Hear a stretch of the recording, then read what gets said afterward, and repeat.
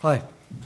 How satisfying was this win today? We spoke about your team playing well ever since you took over, but not every game resulted in a good result. If I could take you back to those two games you played against Tottenham, you got nothing and you played well. Today, you played well and you won a fantastic game. I think the important thing about today was the pressure was on us. You know, we've been playing quite well lately, but as you rightly say, we needed to make certain that was transformed into a result which gave points, because we actually played well against Tottenham and against Liverpool and Man United and lost on each occasion, you know, very late on in the game. But today we made certain that the quality of the performance led to goals, and then we defended our lead well. So that was very, very satisfying, and I think it's a great tribute to the players, to their mental character and mental strength, because I think many a team, given the type of situation we're talking about there, where we've not had an awful lot of luck in the last minutes of games, and more importantly, given the enormous amount of injuries we suffered. You know, today, a player like Ruben Loftus-Cheek, who's been absolutely outstanding today, alongside one or two other players, you know, we've missed him for well over 4 months of the season, which is a long time. In a sort of, we've only been playing for about 7 months, and he's not played for 4 of them. We've had Benteke out for 2 long periods. We've had Wilf Zaha out for 2 long periods. So, you know, for the players to not use that as an excuse, to not get into that way of thinking that odds are stacked against us and, you know, fate is not on our side, I think that's the thing probably which gives me the most satisfaction. And to go out there today and give that sort of performance in a game which was really one of the must-win games. We knew we had to win one of the last 3 to give ourselves a good chance. And of course, we all thought it would be nice if we could win the first one and then give ourselves some margin with the next 2. Christian Benteke scored at the end, the 5th goal. Whose decision was it for him to take the penalty? Was it your captain's Luca, or how did that work? A combination. I mean, to be fair, we the coaching staff put the idea out there that it might be a good idea, but Luca was the one finally who took the decision, because had he said no, you know, I don't want to do that, I want the ball, you're not having it, then I'm sure he would have taken the penalty. But the idea, I suppose, or the proposal came from us on the bench, but Luca was the one who made the decision. Tom? I was just going to ask you if there's a slap-up celebratory meal plan tonight. I presume you feel that that's enough now for surviving. Well, it's dangerous, I suppose, to some extent, because, you know, miracles do happen. You know, we're probably on the cusp of one ourselves, and, you know, I've been on the receiving end of one in the past. So I suppose it's a bit dangerous to start thinking we can be relaxed now and complacent. But on the other hand, it irritates me sometimes to hear managers constantly harping on about mathematical possibilities, because, to be honest, it would take so many things to happen. It's not just a question of whether Southampton can get the points they need from the 3 games. It's whether or not some of the other teams below us can get the points they need from the games. And don't forget that Stoke plays Southampton and Swansea play Southampton. So, you know, these are... I'm sorry, Stoke play Swansea, I think it is. And certainly Southampton play Swansea. So, I mean, they can't all win, and they're all below us at the moment. So, you know, you'd need to be Billy Bean, really, to work out all the integrals and the mathematical possibilities.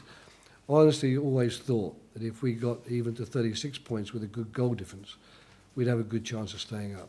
So 38 with a good goal difference should be okay. And the goal difference is something which really gives me enormous satisfaction, because I think now we're minus 13, is that right? Yeah. And we were minus 17 after 7 games.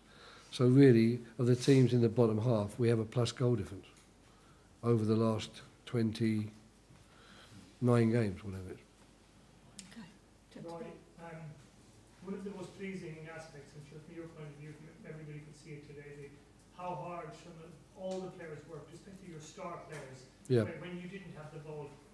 Where does that spirit come from, and what do you put it down to? It comes from the training ground, and it comes from the characters of the players concerned to take on board, if you like, the messages that we're trying to put out on the training ground.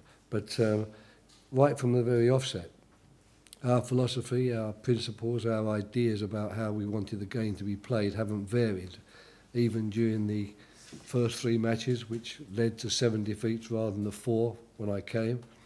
Even during those periods where we've suffered setbacks, our principles have remained the same. Our principles of play and our principles of leadership. And I'm very happy that the players have, A, bought into that, and B, and I admire your observation, because it's an observation that I certainly made during the course of the game, that today not one player wanted to show off his skills, not one player was not prepared to run back. I mean, there was a few occasions in the second half on a counter-attack from one of the many corners or wide free kicks that we'd won in the Leicester half, where it was Townsend and Zaha who were actually running back and retrieving the ball for us way beyond everybody else.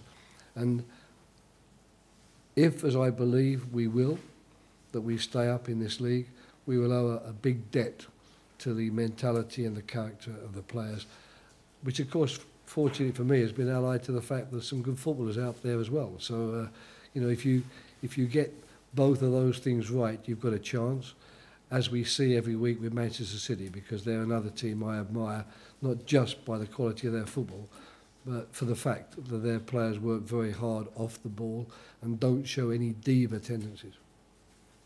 Yeah, just one follow-up Sure. on that.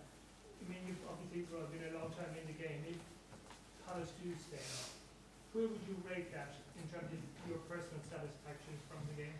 I'd probably have to leave Palace and reflect on it for a period of time. You know, I think it's very, very dangerous to start ranking achievements, and you know, there is no doubt the adage which I picked up once from Joe Mercer about distance lending enchantment is no doubt true. You know, distance does lend enchantment. The magical years are the ones that are distant. These ones are the pragmatic years, the years you live through. And you know, I still think it would take a lot for my memory of 1976 taking over that team which had survived in the Swedish First Division on goal difference and winning the league by 7 points. I still think that will take a lot of beating in my romantic memory. But I am very proud of the work that's been done at this club since September when I came, and you know, I really want to share, if you like, that pride and any accolades that might be going, particularly with the players, but also with my coaching staff. Because Lewington, Stephen Reid and Dean Kiley, since he's come in, and before him, Margison, Martin Margison, they've all done a fantastic job. We've been very solid as a team behind the team. There's been no divisions, no questions, no suggestions that the principles are not the right principles. And that's good, because the players, as a result, they can't find a way through there. You know, when things aren't going their way, they come up against a solid block of people who say, this is it, this is how it's got to be done, this is how it is going to be done. And I think that's an important factor as well. So I've had an awful lot of help along the way. Okay. Thanks very much, guys. Thank you. Cheers. Yeah.